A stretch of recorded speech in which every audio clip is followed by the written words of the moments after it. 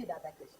भक्तों, शास्त्रों में कहा गया है कि पुरुषोत्तम मास यानी अधिक मास ऐसा पवित्र महीना है जिसमें किया गया छोटा सा जप, तप, स्नान, दान और सेवा भी कई गुना फल देते हैं। लेकिन क्या आपने सुना है कि एक साधारण बहू की श्रद्धा से प्रसन्न होकर स्वयं भगवान पुरुषोत्तम और माता रुक्मणी उसके घर पूजन करने आ जाए?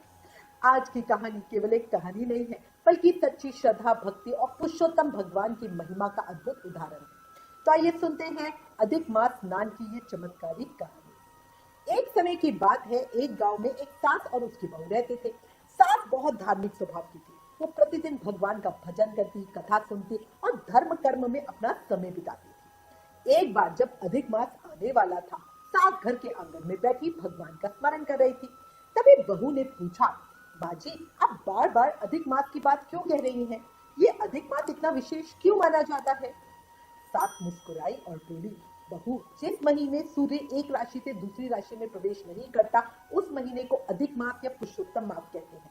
ये महीना स्वयं भगवान श्री कृष्ण और भगवान विष्णु को बहुत प्रिय है। भगवान श्री कृष्ण ने कृपा करके इस महीने को स्वयं अपना नाम पुरुषोत्तम दिया है। ये हर 3 साल में एक बात आता है। 1000 कार्तिक स्नान करने का जितना फल होता है, वो सिर्फ एक अधिक मास स्नान करने से हमें मिल जाता है। बहू बड़े ध्यान से अपनी सास की बात सुन रही थी। सास आगे बोली, इस महीने ब्रह्म मुहूर्त में उठ के स्नान करना चाहिए, सूर्य नारायण को अर्घ्य देना चाहिए, ध्रुव तारे का दर्शन करना चाहिए और भगवान की कथा, रामायण, भागवत या राधा पुरुषोत्तम की कथा सुननी चाहिए। एक समय ही भोजन करना चाहिए। बहू ने पूछा, माँ जी, क्या इससे सचमुच इतना पुण्य मिलता है? सास बोली, बहू, श्रद्धा से किया गया अधिक मास का एक दिन भी जीवन बदल सकता है और पूरे महीने नियम निभाने का तो फल मैं तुम्हें क्या ही करूं। बस उसी क्षण बहू ने मन ही मन संकल्प कर लिया कि वो भी इस बार अधिक मास का नियम अवश्य करेगी। अब अगले दिन से अधिक मास सुबह अब शुरू होना था। अगले दिन सुबह 4 बजे सास तो तालाब में स्नान करने चली गई। अब बहू भी जाग गई, लेकिन उसके सामने एक समस्या थी कि घर का सारा काम उसी को करना था। अगर वो भी तालाब चली जाती तो घर का काम कौन करता? फिर पति को काम पे जाना था, भोजन वगैरह उसका, सास आती तो उसका नाश्ता पानी। तभी उसकी नजर पानी से भरे एक बड़े से मटके पे गई। उसने सोचा, भगवान तो भाव के भूखे हैं, यदि मैं श्रद्धा से स्नान करूं और उनका स्मरण करूं तो वो इसे अवश्य ही स्वीकार करेंगे। उसने उसी जल से घर पे ही स्नान कर लिया। सूर्य नारायण भगवान को प्रणाम करके अर्घ्य दिया, भगवान का नाम लेके घर के काम में लग गई। पूरे दिन में सिर्फ एक ही समय भोजन किया। अब रोज इसी तरह दिन बीतने लगे। बहू रोज श्रद्धा से भगवान का स्मरण करती और घर के सारे कार्य पूरे मन से करती। एक दिन वो कुएं पे पानी भरने गई। उसने घड़ा भरा, लेकिन जैसे ही उसे उठाने लगी, घड़ा उठा ही नहीं। वो हैरान रह गई, घड़ा इतना भारी कैसे हो गया, ये उठ क्यों नहीं रहा? रोज तो वो आसानी से घड़े को उठा लेती थी। तभी वहां एक सुंदर और तेजस्वी युवक आया। उसने मुस्कुरा कर कहा, बहन, क्या मैं तुम्हारी कोई सहायता कर दूं? बहू बोली, हाँ भाई, पता नहीं आज घड़ा क्यों नहीं उठ रहा, जरा घड़े को हाथ लगा दो। युवक ने सहजता से घड़ा उठाकर उसके सर पर रख दिया। जाते जाते वो बोला, सासू नहाए अंडे, बहू नहाए कुंडे, और मुस्कुराते हुए चला गया। इसका मतलब है सास तो तालाब पे नहा रही है, बहू मटके में नहा रही है। बहू को उसकी बात को समझ नहीं आया कि इसका मतलब क्या हुआ। अब तो ये रोज का ही नियम बन गया। बहू घड़ा उठाने की कोशिश करती पर घड़ा उठता नहीं, और लेकिन तभी वो युवक आ जाता और बड़े आराम से घड़े को उठा के बहू के सर पे रख देता और हर बार जाते समय वही बात कहता, सासू नहाए अंडो, बहू नहाए कुंड। आखिर एक दिन बहू ने उसे पूछ लिया, भाई तुम ये हर बार ये क्यों कहते हो, इसका क्या मतलब है? युवक मुस्कुराया और बोला, हमें सब पता है। बहू ने सोचा शायद उसने कभी उसकी बात सुन ली हो गई, किसी को मैंने कहा होगा कि भाई मेरी सास तो तालाब नहाने जाती है, मैं तो घर पे नहाती हूँ, शायद इसीलिए बोल रहा है। फिर उसने पूछा, अच्छा अपना नाम तो बता दो। युवक ने पहले टाल दिया, लेकिन जब बहू ने कई बार आग्रह किया, पूछा, तो उसने कहा, मेरा नाम पुरुषोत्तम है, और ये कह के वो चला गया। धीरे धीरे अधिक मास समाप्त होने लगा। एक दिन सास बोली, बहू, कल मैं ब्राह्मण दंपति को भोजन करवाऊंगी, बहुत अच्छे अच्छे पकवान बनाना। अब बहू ने हाँ तो कर दी, लेकिन उसके मन में एक उदासी थी।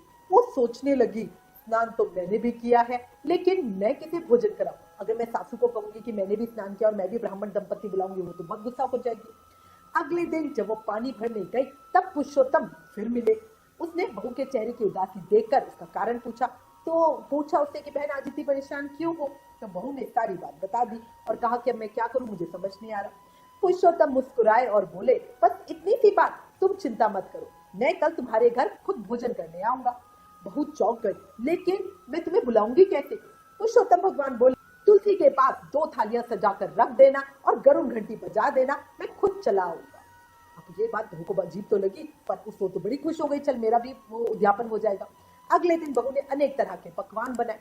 घर के अंदर सास के लिए ब्राह्मण दंपति को भोजन कराया जा रहा था और सामने वाले आंगन में तुलसी के पास बहू ने 2 थालियां सजाकर रख दी और गरुड़ घंटी बजा दी। घंटी बजते ही वातावरण बदल गया, तुलसी के पास दिव्य प्रकाश फैल गया और देखते ही देखते भगवान पुरुषोत्तम स्वयं माता रुक्मणी के साथ वहां प्रकट हो गए। बहू की आंखों से आंसू बहने लगे। वो समझ गई कि ये कोई साधारण युवक नहीं, स्वयं भगवान है। कांपते हाथों से उसने दोनों को भोजन परोसा। भगवान प्रेम से भोजन करने लगे। उधर ब्राह्मण दंपति भोजन करके जाने वाले थे। सास ने उन्हें दक्षिणा और वस्त्र दे रही थी। अब बहू सोचने लगी कि भाई मैं भी तो कुछ दूं, मैं क्या दूं, मैं भगवान को दक्षिणा कैसे दूं। भगवान पुरुषोत्तम उसके मन की बात समझ गए और मुस्कुराते हुए कहा, बहन हमारे हाथों में केवल तुलसी पत्र और तुलसी की मंजरी रख दो।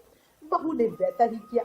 जैसे ही तुलसी भगवान के हाथों में पहुंची, वो स्वर्ण मुद्राओं में बदल गई और तुलसी मंजरी सुंदर वस्त्रों में परिवर्तित हो गई। अब उसने भी वस्त्र और धन की दक्षिणा दे दी। पूरा आंगन दिव्य प्रकाश से भर गया। तभी भगवान ने अपना वास्तविक स्वरूप बहू को दिखाया। शंख चक्र गदा और पद्म धारण किए थे। दिव्य आभा, हाय क्या रूप था।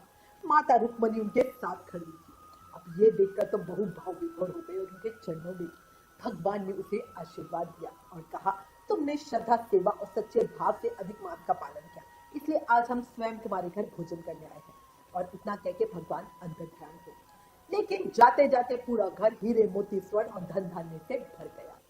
जब सास वहां पहुंची तो ये दृश्य देखकर वो तो आश्चर्यचकित रह गई। बहू ने सारी बात सच सच बता दी। सास की आंखों में खुशी के आंसू आ गए। वो बोली, बहू तुम तो सचमुच ही भाग्यशाली हो। तुम्हारी श्रद्धा ने स्वयं भगवान को यहाँ आने पे विवश कर दिया।